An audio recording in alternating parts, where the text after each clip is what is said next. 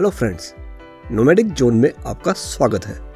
दोस्तों, आज मैं आपको लेकर जा रहा हूं जयपुर से 130 किलोमीटर दूर बिसलपुर डैम।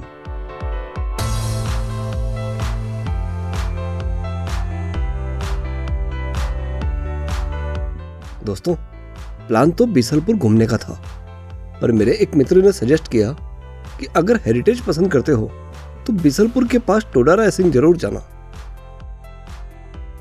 अब क्योंकि हिस्टोरिकल प्लेसेस हमेशा से ही मेरी पसंद रहे हैं, इसलिए मैंने टोडा रायसिंग को भी अपने प्लान में ऐड कर लिया।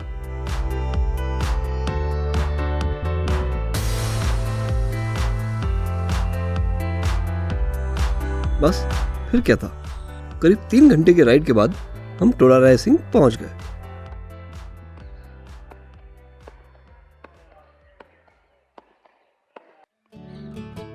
और यहां आने के बाद जो सबसे पहले हमें देखना था वो था यहाँ का ये विशाल महल।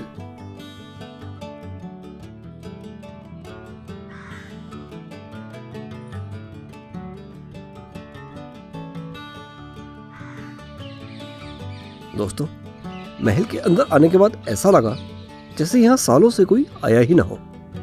सच में इतना वीरान महल पहले कभी नहीं देखा।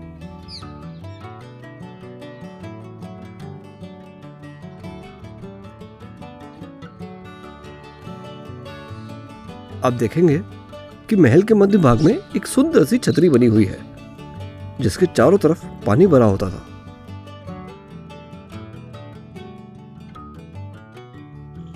वहीं दूसरी तरफ एक बड़ी सी बारहदरी बनी हुई है।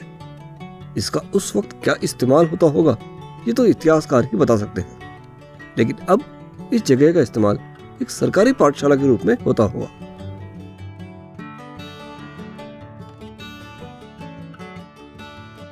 ये पाठशाला भी कब से बंद है ये बताने वाला हमें यहाँ कोई नहीं मिला। सच में जब यहाँ कोई क्लास लगा करती होगी तब क्या नजारा होता होगा। चारों तरफ बच्चों का शोर इस वीराने को चीरता होगा।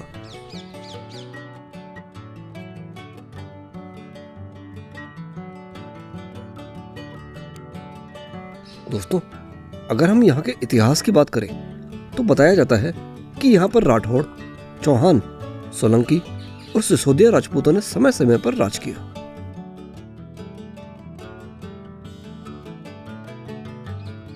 टोडा सोलंकी राजपूतों की रियासत थी और 15वीं और 16वीं शताब्दी में यह सोलंकियों की राजधानी बना था।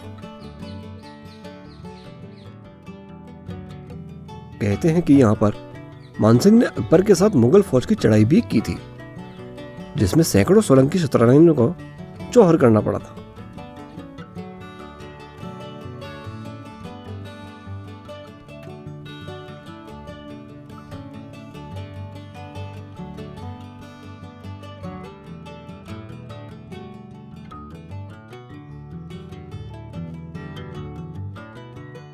सोलंकियों के बाद रायसिंह सिसोदिया को अकबर ने टोडा जागीर में दिया। तब से टोडा नाम बदलकर टोडा रायसिंग हो गया।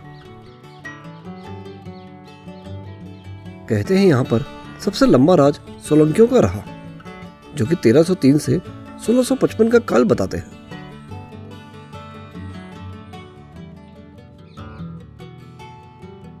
दोस्तों, ये महल अपने 7 हाथ के छज्जों के लिए भी फेमस है। कहते हैं कि इतने लंबे छज्जे आपको कहीं और नहीं मिलेंगे।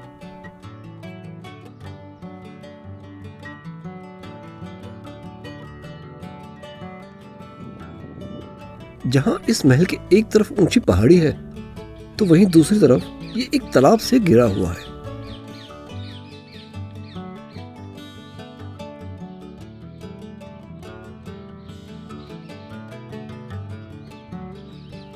दोस्तों, ये है रूसी रानी का महल।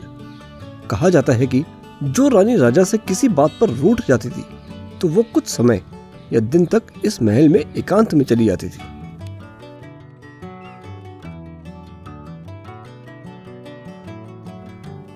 लेकिन आज के हालात देखकर ऐसा लगता है जैसे वक्त ही इस महल से रूठ गया हो, और कभी इंसानों की बस्ती से आबाद रहने वाला ये महल आज आबादी के पास होते हुए भी तन्हा खड़ा जैसे अपनी आखिरी सांसें गिन रहा हो।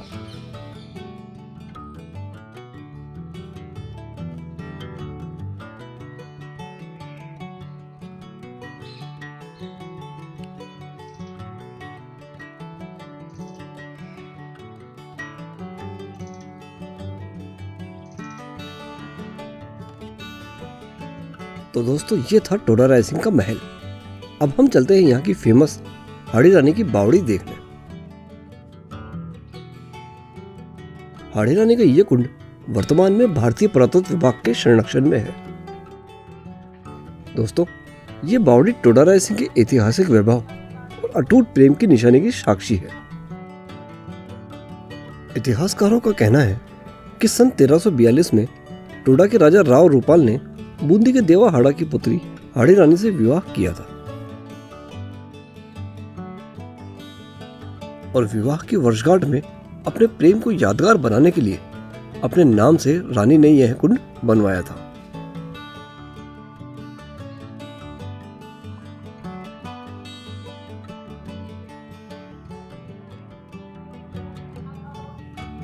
इस कुंड में सैकड़ों सीढ़ियां बनी हुई है जिन पर कोई भी व्यक्ति जिस सीढ़ी से नीचे उतरता है उनसे वापस नहीं चढ़ पाता, ऐसा लोग कहते हैं।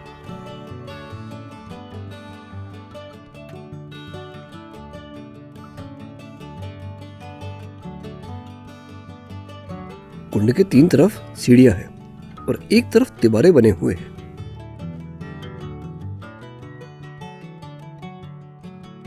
कहा जाता है कि यहाँ पर उस समय लंबी यात्रा के बीच राजशाही बारातों का ठहराव हुआ करता था।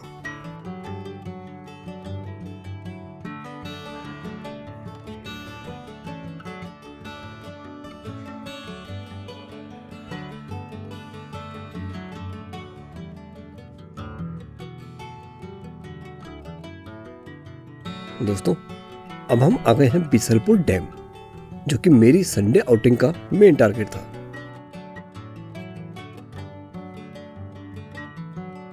और ये सही भी रहा कि बिसलपुर के साथ ही टोडा रायसिंह भी देख लिया गया, जो कि बिसलपुर से महज 10 किलोमीटर की ही दूरी पर है।